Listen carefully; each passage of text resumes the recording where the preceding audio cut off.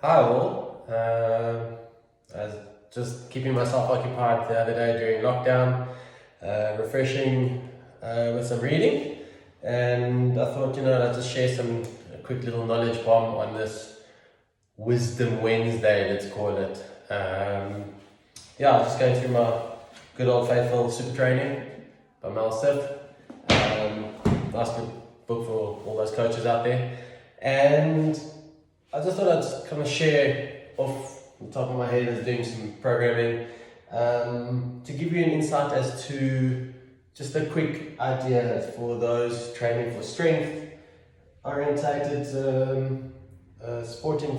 sports codes that need power. Some of the guys are training for growth, hypertrophy, so that's the bodybuilding, and then you've got your endurance or strength endurance.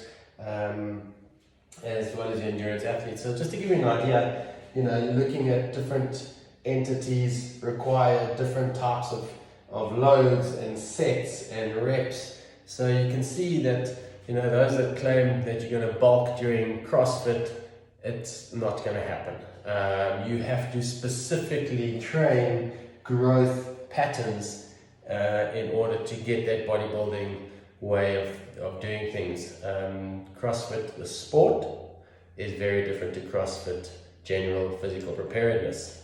Okay, in CrossFit, as it was originally designed, general physical preparedness, you're combining all the elements of the programming, and just to give you an idea, you're going to use different percentages at different times of the programs. You're going to use different rep ranges at different times throughout the training cycle. You're going to use, within the different rep ranges, you're going to use different speeds when you're training. So some movements will be a lot faster than others, okay, depending on whether your aim is to be a little bit more powerful, whether your aim is to be a little bit bigger, whether you're trying to be faster.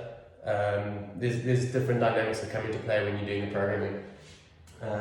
Also, you've got different rest periods that come into play. So just to give you an idea, there's so many variables playing around.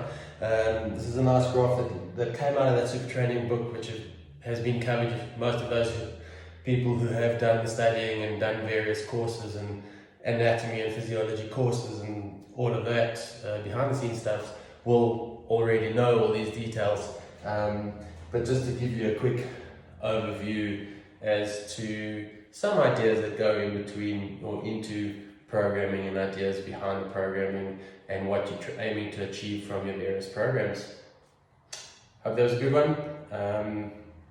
See you later.